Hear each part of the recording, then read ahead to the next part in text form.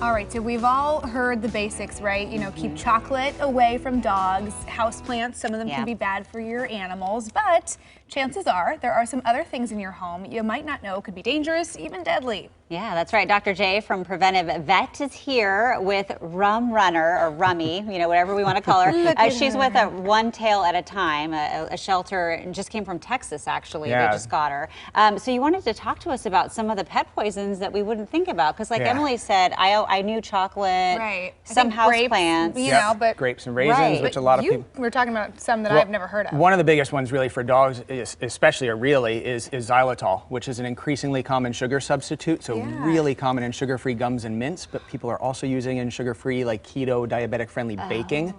Okay. Deadly, deadly, deadly for dogs, even in small amounts. Is that like a powder then that they're using? It's a powder and baking, so you can get it, you know, like at the health food stores and a lot of supermarkets to incorporate into your baking, which now kind of changes the game too, because a large dog previously eating a chocolate chip cookie or two, probably not a huge deal, but if it's been baked with xylitol, huge deal. And a label might just say like sugar-free, but you have to really read the ingredients. Read the ingredients. To see why. And it's Xylitol. So always recommending reading labels. That's a huge step in prevention. Yeah. And what else? I know you mentioned grapes. Is that a myth or no? It's real. Grapes, raisins, and currants can be toxic in some dogs, and we don't know which dogs. We don't even know what it is about the grapes, raisins, and currants. But it can cause acute kidney failure, which can be devastating and deadly. So just best to keep an eye out. Another one, when you talk about kidney failure, I think Lilies, right, for cats, can be really bad. And of course, Easter's coming up. You know, Mother's Day. Lilies, like the true lilies for cats, and it's every part of the plant. It's the petals, the stems, the pollen, even the water in the vase. So if you've got cats, you don't want lilies anywhere in your house. Even up high. Do cats usually go after those Cats too? love plants and lilies, and so you wind up with a cat with acute kidney failure. They wind up in the ER, needing kidney dialysis, and sometimes it's fatal. And then also, there's some stuff, you know, some flea stuff for dogs is bad for cats, right? And we're getting to that time of year. I mean, really, pets should be on flea prevention throughout the year, especially here in the Pacific Northwest.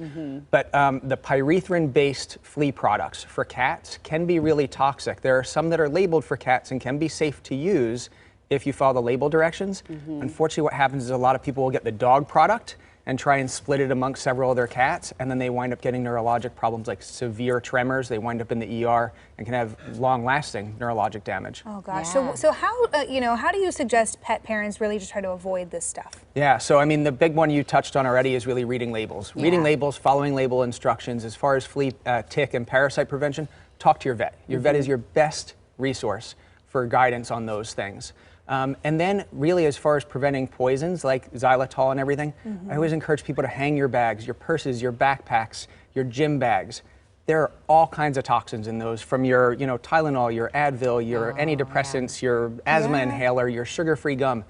You can prevent all those things by hanging them on a coat rack, a wall hook, or putting them in the closet, as opposed to dropping them on the floor, putting them on the couch, or hanging them over the back of a chair. You will prevent a lot of issues. And I think we're out of time, but there are a couple numbers you can call if you do think your pet has been poisoned. We're going to put all that information for you on coin.com. Thanks for bringing Rummy in. Yeah, she's a sweetheart. Someone adopt her. Yes. Yeah, check her out at One Tail at a Time. So cute. Very cute. Okay.